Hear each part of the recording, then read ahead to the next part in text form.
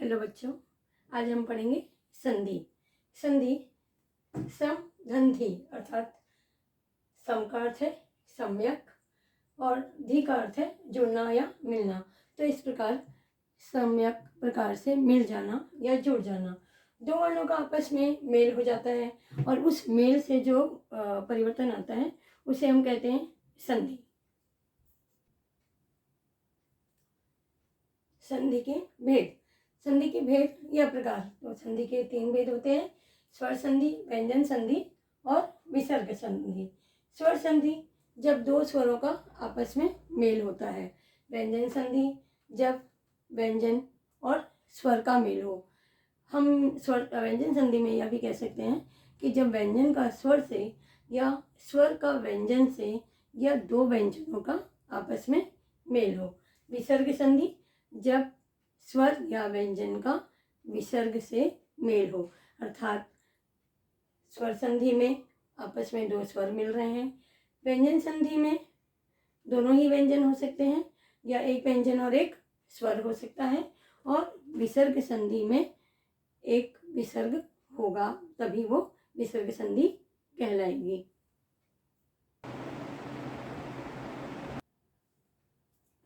स्वर संधि। स्वर संधि का उदाहरण देखते हैं। देखिए, जैसे हिम धन आलय। हिम माँ में क्या है? मैंने आप लोगों को वर्ण में बताया था बच्चों कि कोई भी व्यंजन जो है वो बिना स्वर की सहायता के नहीं होता है। तो अगर यहाँ पर आपको कोई मात्रा नहीं दिख रही है, इसका मतलब है कि यहाँ पर अ है ना। और हम जब माँ बोल रहे हैं तो आ का उच्चारण भी हम कर रहे हैं। तो आ और आलय में अ और आ दोनों मिलकर बन रहा है आ। तो इस प्रकार हिम धन आलय, हिमालय। हिम अर्थात बर्फ और आलय का अर्थ है घर, तो हिमालय अर्थात बर्फ का घर। अगला हम देख सकते हैं जैसे राज धन इंद्र। अब इसमें भी राज जा में अ है और ये आपका ई, आ और ई दोनों मिलकर क्या बन गया? आपका ए। तो शब्द क्या बना हमारा? राजेंद्र।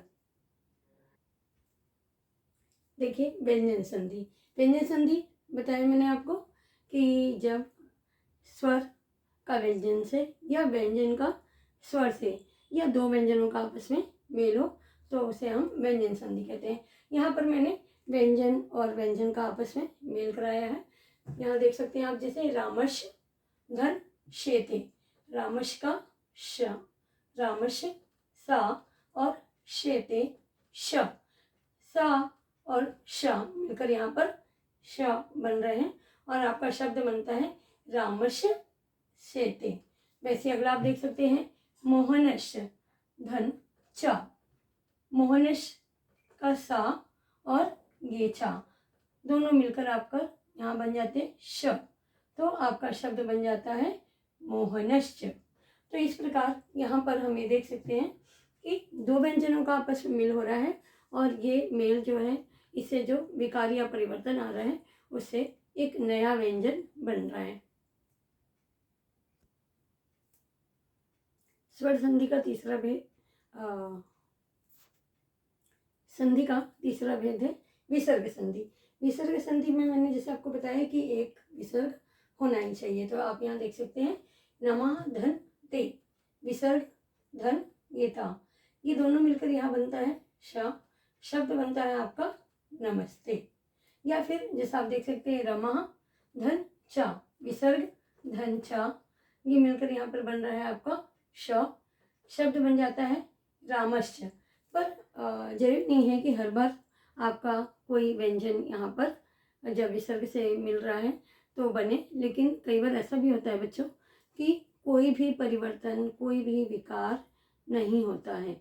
जैसे कि मान लीजिए एक शब्द है आपका रामः धन पठति, तो यहाँ पर ये हो जाता है आपका रामः पठति अर्थात राम पढ़ता है। तो इस प्रकार कई बार कोई विकार उत्पन्न नहीं होता है।